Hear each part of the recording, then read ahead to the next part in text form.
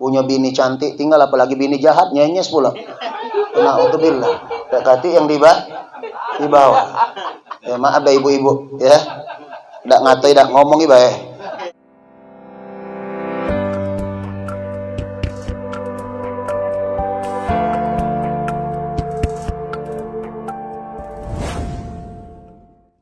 Yang ketiga, awaladin solihin yad'ulah. Anak-anak yang soleh yang akan mendoakan kita setelah kita dak hati. Karena doa anak yang soleh ini cepatnya bagaikan kilat yang menyambar.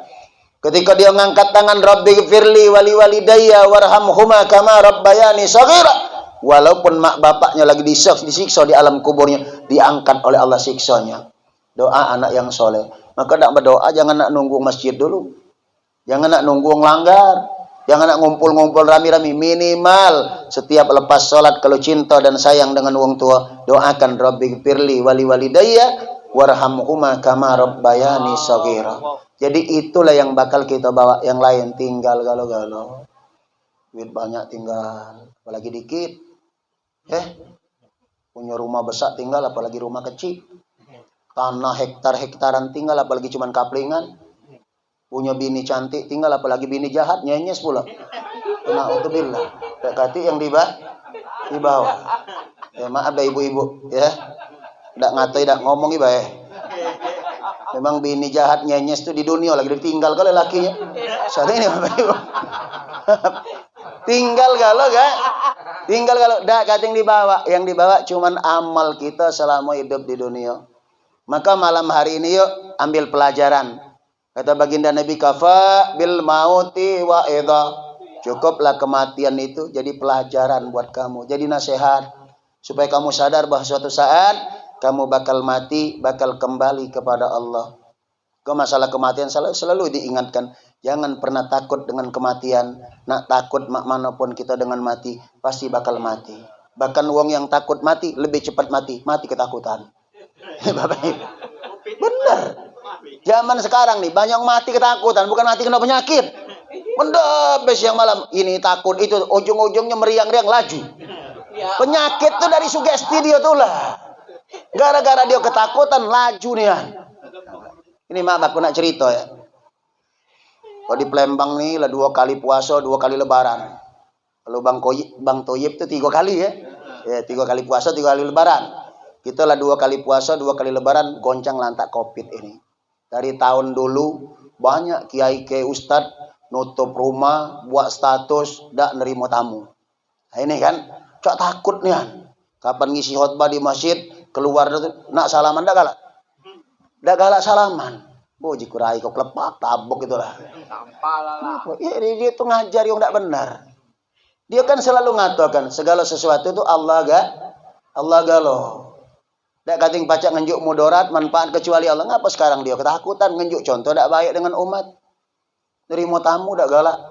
Setahun kemarin Pak ditelepon wong, halo assalamualaikum tat, waalaikumsalam. Mak mana tat, kami ini nak sanjo. Kira-kira diterima dak? Kami tempat lain lah, ustad-ustad ni masang status galo. Dak nerima tamu uji kuma ini beh. Kalau kamu datang diaturi, aku dak ngusir. Insyaallah diterima. Tapi ngundang dah.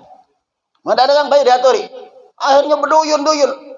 Sampai 1/2 bulan dan masih terus tamu dan alhamdulillah sampai hari ini sehat galau-galau. Sehat galau-galau, dak kati yang kena Covid. Nah, ustad-ustad yang ketakutan tahu-tahu kabar ujung diisolasi dia. Apa? Perasaan takut dia. Bener, Pak. Wallahi kalau aku bohong. Yang ustad ketakutan dengan Covid itu lah diisolasi galau-galau. Walaupun akhirnya selesai dak sampai ke sana dak sampai ke Gandos maksudnya. Akhirnya balik. Ngapa? Karena rasa takut dia itulah. Nah, maka saya selalu mengatakan hati-hati, waspada, bagus. Tapi ketakutan jangan. Nak takut manapun kita dengan mati, kita bakal mati. Kalau nak takut, jangan takut dengan matinya. Tapi takutlah mano keadaan kita sesudah mati kagak. Tat mati selesai. Siapa ngomong mati selesai?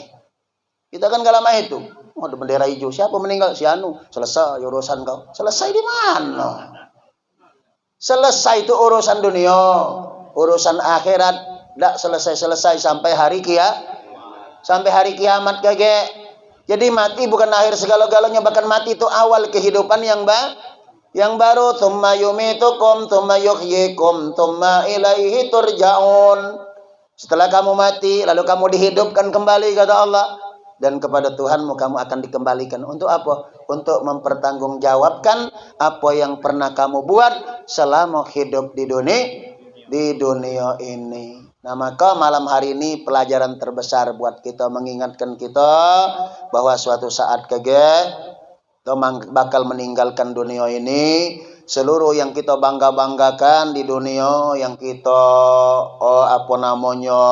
selalu semangat dengannya, semuanya bakal tinggal galau-galau. Pangkat jabatan bakal jadi rebutan wong.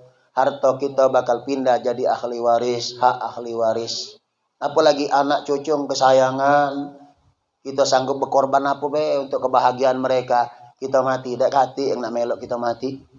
Walaupun dia ngantar ke sampai nangis, papa jinya nangis, no melok mijak pula dia. Selesai balik kita digawa wong galau-galau. Dak kating tinggal, ya. Jangankan barang bagus berharga, kelaso bogok ketinggalan dimbe yo. Ya, kelaso bogok tinggalan. Ujungnya tinggal yung kelaso, mbek, padahal koyak sudah. Apalagi yang tinggalan tuh emas, apalagi HP dibongkar gua bukan gitu tuh. Misalnya, no HP ngapa? Nyampak tadi. Bongkar. Bongkar ke uang. Barang berharga. Yang tidak berharga lagi dimbe uang. Jadi tidak kati kebanggaan lagi kalau sudah mati. Tidak kati yang bisa kita bangga-banggakan. Kecuali amal soleh kita selama hidup di dunia. Maka sekali lagi saya mengajak kepada kita, mari manfaatkan waktu.